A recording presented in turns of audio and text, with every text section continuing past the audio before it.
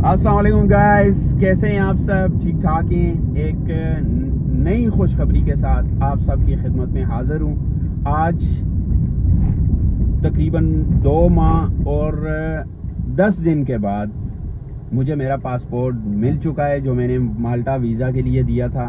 और अल्हम्दुलिल्लाह मेरा वीज़ा भी अप्रूव हो चुका है। और मैं ये अभी लेके आ रहा हूँ। ये टीम एक्स के थ्रू आया था ये मेरा पासपोर्ट। और अल्हम्दुलिल्लाह इसमें मैं आप सबको वीज़ा दिखाता हूँ। ये वीज़ा लगा हुआ है, इसमें वीज़ा ग्रांट हो चुका। और ये कैसे अप्रूव हुआ, इसमें मैंने क्या कुछ फाइल में लगाया था, कैसी फाइल तैयार की थी, मैंने ऑलरेडी बहुत कुछ आप सबको बता भी दिया है। और आज मैं दोबारा से आप सबको ये बताऊंगा कि मेरी फाइल कैसी थी जिसके बिहाफ पे मुझे ये वीज़ा मिला है। फाइल अच्छी होगी, फाइल स्ट्रॉन्ग होगी तो डेफिनेटली आपको माल्टा वीज़ा देगा। अगर आपकी फाइल में कुछ इशू है या आप इंटरव्यू में कुछ भी मसला करते हैं तो माल्टा आपको वीज़ा कभी नहीं देगा। तो इसलिए आज आप लोगों की आसानी के लिए, ताकि आप सबको भी पता चल सके कि मैंने अपनी फाइल कैसी बनाई थी जिसकी वजह से मैं आज माल्टा का वीज़ा लिए खड़ा हूँ, तो उस बारे में मैं बताऊंगा। एक पाकिस्तानी पासपोर्ट पे यूरोप का वीज़ा हासिल करना एक बहुत बड़ी अचीवमेंट है। तो ये हासिल करने के लिए प्रॉपर डॉक्यूमेंटेशन करनी पड़ती है, आपको इंटरव्यू की तैयारी करनी पड़ती है, ये सारी चीज़ों से गुजरना पड़ता है। हर चीज़ परफेक्ट होगी तो मेरी तरह आप भी लाजमी ये वीज़ा हासिल कर सकते हैं। और अब मैं बताता चलूँ आपको अपनी फ़ाइल के बारे में। तो फाइल में एक तो कंपनी कुछ डॉक्यूमेंट्स भेजती है, उनके अलावा मैं आपको बताता हूँ कि मैंने अपने पास से जो 3 चीज़ें हमने करवानी होती हैं वो ये होती है कि हमने अपनी अकोमोडेशन करवानी होती है, हमने अपनी इंश्योरेंस करवानी होती है, हमने अपनी फ़्लाइट बुकिंग करवानी होती है। ये 3 चीज़ें हमने करनी होती हैं। बाकी सब डॉक्यूमेंट कंपनी की तरफ से आते हैं। उसमें जॉब कॉन्ट्रैक्ट है, चाहे उसमें जो है इनविटेशन लेटर है, चाहे उसमें ऑफर लेटर है, बाकी जॉब प्लस का एक लेटर होता है, वो सारी चीज़ें कंपनी भेजती है। और आपके स्किल पास के सर्टिफिकेट होते हैं, वो तो सब फाइल जमा करवाने से पहले की चीज़ें, उनका सबको पता है कि क्या कुछ है। लेकिन जो एक्स्ट्रा 3 चीज़ें ये हर कोई चेंज करता है। जिस तरह कोई बंदा हॉस्टल बुकिंग लगाएगा, कोई होटल बुकिंग लगाएगा, कोई लीज एग्रीमेंट करेगा।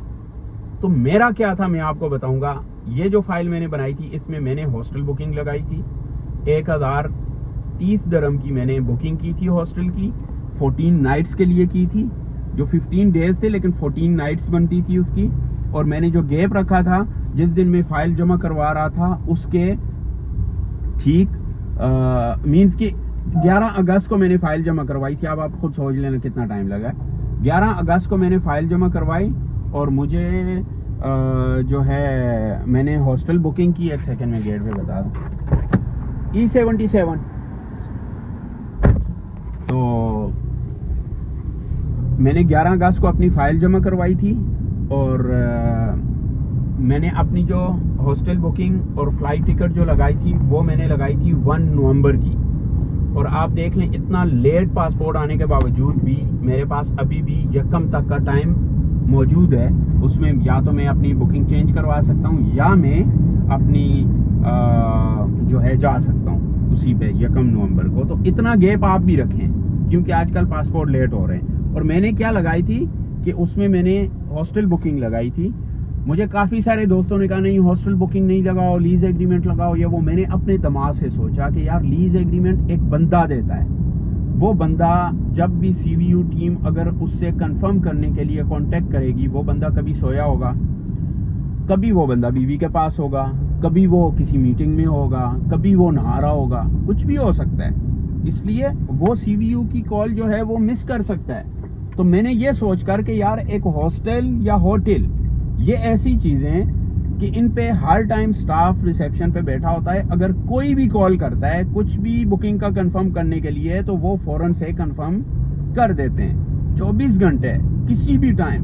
तो ये सोचकर मैंने हॉस्टल बुकिंग की थी, वरना हॉस्टल बुकिंग से भी सस्ता मुझे लीज एग्रीमेंट मिल रहा था, लेकिन मैंने नहीं किया था।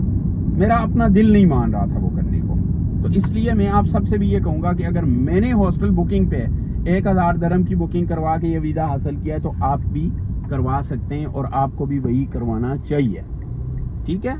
और दूसरी बात, मैंने फ़्लाइट बुकिंग जो है उसका मैं बताऊं, मैंने कंफर्म लगाई थी। आपके लिए ज़रूरी नहीं है कि आप कंफर्म लगाएं, ठीक है। क्यों कि मेरे बहुत सारे दोस्त ऐसे भी हैं जिनकी कंफर्म फ़्लाइट बुकिंग नहीं थी, डमी लगाई थी, फिर भी उनके वीज़े आए हैं, ठीक है। तो इसलिए फ़्लाइट बुकिंग आप डमी भी लगा सकते हैं, लेकिन यही है कि आप जिस दिन आपकी बुकिंग है उसी बुकिंग और फ्लाइट, ये दोनों का टाइम, अराइवल टाइम जो है ना आपका और आपकी बुकिंग का स्टार्ट डेट, ये सब एक होना चाहिए, ठीक है। ये आपने लाजमी करना है। और बाकी तीसरी चीज़ रह गई इंश्योरेंस। तो मैंने जो इंश्योरेंस थी वो राक इंश्योरेंस करवाई थी। मुझे सब ने मना किया, नहीं स्विस केयर करवाओ, स्विस केयर करवाओ। यार मैं क्यों अपने पैसे ज़ाया करूं? स्विस केयर आ रही है 600 समथिंग की और राक इंश्योरेंस आ रही है 230 दिरहम की। मैं क्यों अपने पैसे ज़ाया करूं जब रिक्वायरमेंट राक इंश्योरेंस में पूरी हो रही है? तो मैं क्यों करूं? हालांकि राक इंश्योरेंस दे रही थी, उन्होंने जो रिक्वायरमेंट रखी थी, मैं सॉरी गाड़ी रिवर्स कर रहा हूं, नीचे बेसमेंट में ले जा रहा हूं। उन्होंने जो रिक्वायरमेंट रखी थी, रिक्वायरमेंट क्या थी उनकी कि आपका मिनिमम 30,000 यूरो का 30,000 यूरो कवर करती हो आपकी इंश्योरेंस, शेंगन जोन के लिए हो लेकिन 30,000 कवर करती हो। तो यार राक इंश्योरेंस जो है $50,000 कवर कर रही है। $50,000 बढ़ा है या कि 30,000 यूरो बढ़ा है, मुझे आप बताएं। तो बहुत सारे मेरे दोस्तों ने पैसे स्विस केयर इंश्योरेंस पे और बाकी और महंगी इंश्योरेंस लगा के ज़ाया किए, लेकिन उनके वीज़े नहीं आए, ठीक है। मैंने अपने पैसे बचाने के लिए 230 दिरहम में मैंने स्विस केयर की राक इंश्योरेंस करवाई, किसी की नहीं सुनी, मेरे हाथ में वीज़ा है। ये होती है कि आप ये ना देखें कि वो फलां चीज़ महंगी है तो वो अच्छी होगी और ये फलां चीज़ सस्ती है तो ये बुरी होगी।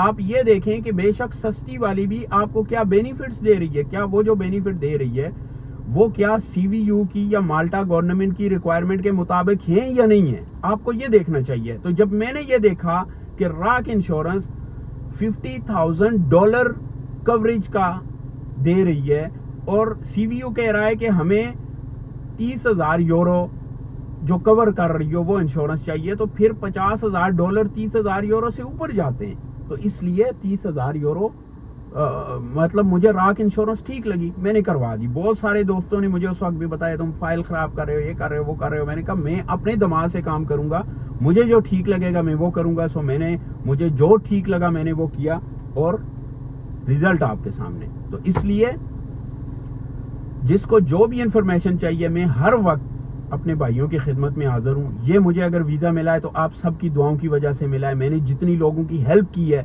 उस हेल्प की वजह से मिला है।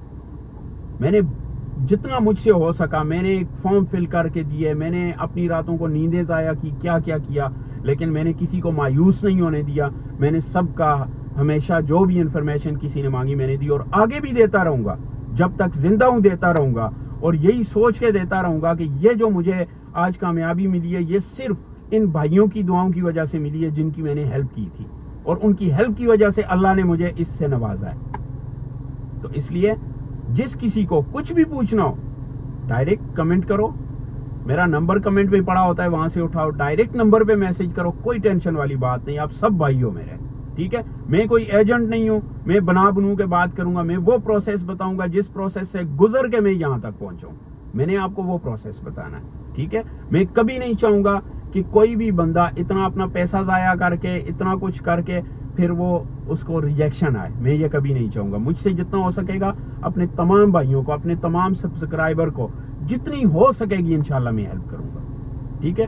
तो अब मैं घर पहुंच आया हूं, तो इंशाल्लाह फिर किसी वीडियो में बात होगी, बताऊंगा आपको माल्टा जाते हुए एयरपोर्ट पे क्या कुछ सवालात होते हैं, बाकी वहां पहुंच के क्या कुछ प्रोसेस करना होता है, ये सब मैं आप सबको बताऊंगा। इसके लिए बने रहिए मेरे चैनल से, सब्सक्राइब करके रखें, बेल आइकन को क्लिक करके रखें और राब्ते में रहें। इंशाल्लाह मिलते हैं किसी और वीडियो में। थैंक यू सो मच, और जिस चीज़ से मुबारकबाद, ये खैर मुबारक। Thank you.